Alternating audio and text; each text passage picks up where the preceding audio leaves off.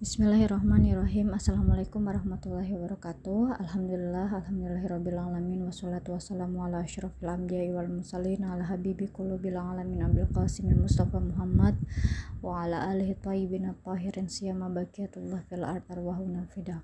Pertama-tama marilah kita panjatkan puji syukur kehadirat Allah Subhanahu wa taala karena berkat rahmat dan hidayahnya kita bisa berjumpa kembali pada malam hari ini. Salawat serta salam marilah kita panjatkan kepada junjungan kita Nabi besar Muhammad Shallallahu Alaihi Wasallam, karena berkat perjuangan mereka semua kita bisa sampai pada nikmat Islam hingga hari ini. Pada malam hari ini teman-teman sekalian, perbincangan kita akan berkisar seputaran tentang Palestine Life Matter, atau kampanye apa aja sih yang harus kita lakukan sebagai pemuda dan masyarakat dunia untuk mendukung Palestina dan mengkampanyekan kemerdekaan Palestina. Nanti kita akan bincangkan bersama-sama. Palestine Life Matter ini terinspirasi dari gerakan Black Lives Matter yang sebelumnya pernah viral, beberapa bulan sebelumnya pernah viral di media sosial. Hal ini, tagar ini kenapa bisa viral? Sebenarnya dipicu sama kejadian yang terjadi di Amerika Serikat yang menimpa salah seorang kulit hitam bernama George Floyd yang mendapatkan diskriminasi hingga dia tewas. Nah, hal ini memicu banyak gerakan protes, terutama di Amerika Serikat sendiri, bahkan gaungnya sampai ke negara-negara Eropa, Asia. Karena peristiwa itu, karena kematian George Floyd yang diakibatkan oleh sikap diskriminasi warga kulit putih, masyarakat dunia akhirnya menyadari bahwa diskriminasi itu perbuatan yang buruk. Mereka menyadari bahwa semua orang itu sama, tidak peduli warna kulitnya apa, entah dia kulitnya putih, hitam ataupun kuning, semuanya sama, memiliki hak asasi yang harus dilindungi, memiliki hak-hak yang harus dihormati. Antara kulit putih, kuning, hitam itu tidak ada bedanya sama sekali. Karena kejadian George Floyd yang menggemparkan dunia ini, kita juga akhirnya bisa menyadari bahwa bukan cuma hidup orang kulit hitam aja yang penting, tapi kehidupan orang Palestina juga penting, dan penting bagi kita untuk mengkampanyekan itu dan menyadari bahwa isu Palestina Israel itu bukan sekedar konflik antar dua negara, tapi penjajahan. Jadi kita masyarakat dunia harus menyadari itu pertama kali. Nah, apa sih Palestine Lives Matter ini? Palestine Lives Matter ini sebenarnya kampanye yang sedang ramai digaungkan seiring terjadinya bentrokan antara Israel dan Palestina. Nah, Palestine Lives Matter ini sebenarnya menyuarakan dukungan masyarakat dunia pada Palestina yang masih mendapat kecaman atau dijajah Israel. Masyarakat dunia kemarin pada Jumat malam 8 Mei 2021 waktu setempat, masyarakat dunia dikagetkan dengan penyerbuan pasukan Israel ke Masjid Aqsa. Masjidil Aqsa ini seperti kita ketahui adalah salah satu tempat suci bagi umat Islam. Kenapa sih mereka orang-orang Israel ini menyerbu? Sebenarnya tujuan mereka ini adalah mengusir penduduk Palestina dari salah satu kampung ya, mungkin namanya Sheikh Jarrah. Nah, ini Sheikh Jarrah ini ada di Yerusalem yang diklaim milik Israel. Nah, ini pemicu pertamanya. Nah, karena viral, akhirnya masyarakat dunia mulai menyadari bahwa isu Palestina Israel ini bukan masalah agama, bukan menyangkut konflik antara Yahudi dan Islam, tapi lebih ke masalah kemanusiaan. Sayangnya di media sosial kita, netizen itu sudah terbelah antara yang pro Israel dan pro Palestina. Orang-orang yang pro Palestina itu mayoritas adalah orang-orang muslim, meskipun ada juga orang-orang muslim yang mengaku moderat, open minded. Mereka lebih condong netral dan naif ya kalau bisa saya bilang, soalnya mereka seolah-olah menutup mata atas apa yang terjadi di Palestina dengan mengatakan bahwa orang Israel dan Palestina itu baik-baik aja di sana, nggak ada konflik sama sekali. Padahal kan ya benar, orang-orang Palestina yang ada di Israel mungkin aman-aman saja, tapi orang Palestina yang ada di jalur Gaza atau di West Bank itu di tepi barat, mereka tetap diopresi gitu. Ya, itu yang jadi pertanyaan. Kalaupun emang ada yang baik-baik saja, itu ya mereka yang ada di Israel. Karena ada beberapa teman saya yang ketika berdiskusi, mereka bilang, saya teleponan kok sama orang Israel dan Palestina, katanya mereka baik-baik aja di sana, nggak ada konflik, nggak ada apa. Ya oke, mungkin orang Palestinanya tinggal di kawasan yang memang itu masuk ke zona Israel, makanya mereka aman. Coba kalau orang Palestina di Gaza atau di tepi barat, ya minimal pasti ada lempar-lemparan rudal lah di sana, ya kan? Karena di situ ada Hamas yang notabene nggak mengakui entitas negara Israel. Nah, tujuan dari kampanye ini sebenarnya mau nyadarin konflik Palestina Israel ini bukan masalah agama, bukan masalah Yahudi Islam, bukan. Karena buktinya aja di beberapa negara Eropa dan di Amerika itu banyak orang-orang yang Yahudi yang bahkan mengecam tindakan brutal Israel ke Palestina. Mereka atas nama kemanusiaan menyuarakan kemerdekaan Palestina. Nah, artinya kan ini bukan masalah Yahudi dan Islam, bukan, tapi masalah kemanusiaan gitu. Ada hak asasi manusia yang dilanggar, tapi sayangnya dunia diam. Beberapa hari setelah kejadian penyerangan orang-orang Israel ke Masjidil Aqsa, kan Hamas melemparkan rudal-rudalnya ke Israel. Nah, PBB itu memberi statement bahwasanya apa yang dilakukan Palestina itu termasuk pelanggaran HAM gitu kan. Nah, itu sudah jelas bahwa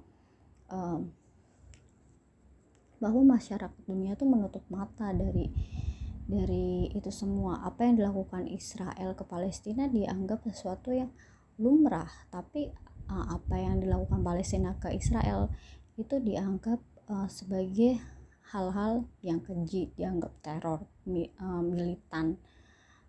Bahkan sekelas PBB sendiri yang diharapkan bisa menjadi penengah, bisa menjadi mediator yang mencari solusi untuk konflik berkepanjangan ini, malah timpang. Ya mungkin wajar kalau kita berbicara masalah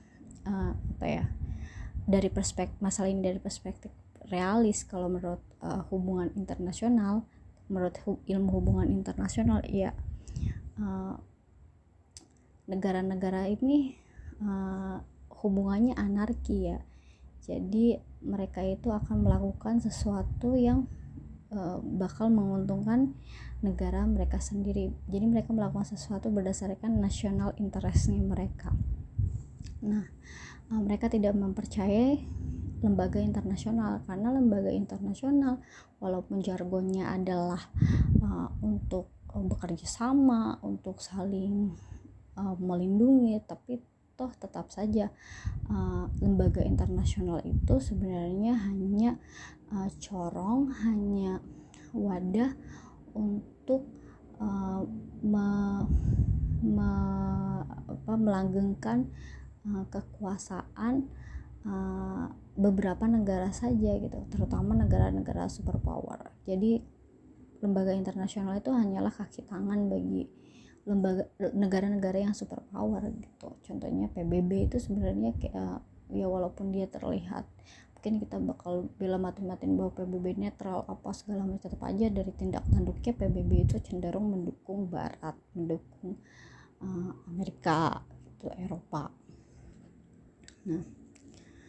Nah itu yang terjadi, masyarakat dunia ini terpolarisasi antara yang pro Israel dan pro Palestine. Nah itu amat disayangkan gitu, apalagi beberapa netizen, banyak netizen yang akhirnya berantem di media sosial, yang satu pro Israel, yang satu pro Palestine, dan bawa-bawa agama gitu loh. Kebanyakan kan yang pro Israel kan orang-orang Kristen yang mereka meyakini bahwa ngebuat dari Allah itu bahwa tanah perjanjian itu untuk Israel, makanya mereka punya seolah-olah mendapatkan amanah dari Tuhan Yang Maha Esa untuk menjaga bangsa Israel agar bisa kembali ke tanah perjanjian itu yang dijanjikan itu. Sedangkan orang Muslim mayoritas membela Palestina karena ada keterikatan sejarah di situ bahwa Masjidil Aqsa adalah kiblat pertama umat Muslim. Ya pokoknya itu penting bagi orang Muslim. Nah orang-orang nih hanya memandang konflik isu Israel Palestina ini hanya sekedar ya isu masalah agama gitu, padahal bukan, lebih dari itu, masalah kemanusiaan. Dan kita tergerak untuk mendukung Palestina bukan karena kita Muslim, tapi karena kita manusia. Karena kita manusia, kita ingin memanusiakan manusia, kita mengkampanyekan kemanusiaan. Itu yang harusnya kita sadari gitu. Dan kita dengan kita terus memviralkan, dengan kita terus membicarakan di media sosial, di forum-forum, hal ini adalah salah satu cara kita untuk membuka mata dunia bahwa konflik Israel itu bukan masalah agama tapi masalah kemanusiaan. Apa aja sih sebenarnya yang bisa kita lakukan untuk menggaungkan Palestine Life Matter ini? Yang pertama tuh pendidikan ya. Yang pertama itu pendidikan. Jadi cara terbaik untuk membantu Palestina adalah melalui pendidikan tentang sejarah Palestina dan Israel. Masalah apa sih yang bisa membuat Israel dan Palestina ini bentrok? Ini yang harus dipahami pertama kali. Kita pahami apakah Israel dan Palestina itu hanya berkonflik, atau Israel dan Palestina itu adalah hubungan antara penjajah dan yang dijajah. Jadi masyarakat dunia itu pertama kali harus mengidentifikasi itu dulu. Ya, bagaimana mungkin tanah Palestina yang sudah bertahun-tahun dihuni oleh penduduk Palestina tiba-tiba datang orang entah dari antah berantah datang dan mengakui bahwa itu tanah mereka. Logikanya aja itu sudah janggal gitu. Itu yang harus pertama kali kita cari tahu ya teman-teman. Terus selanjutnya adalah apa lagi sih yang harus kita lakuin? Yang kedua adalah dengarkan suara orang Palestina. Jadi seperti kita ketahui tentunya orang Palestina itu mampu ya menyuarakan perjuangan dan harapan mereka untuk masa depan. Jangan kita kayak mungkin kita ingin sok tahu gitu, sok-sokan memberikan solusi bagi isu Palestina Israel. Ada yang pengen menyodorkan two state solution, one state solution, dan solution yang lain, perjanjian ini perjanjian itu yang ujung-ujungnya nanti diingkari oleh pihak sebelah dan lain sebagainya. Nah, kita juga harus dengar gitu orang Palestina itu maunya apa gitu, mau merdeka sebagai negara utuh yang berdaulat atau mau membagi negaranya, itu yang harus pertama kali kita dengarkan gitu. Jadi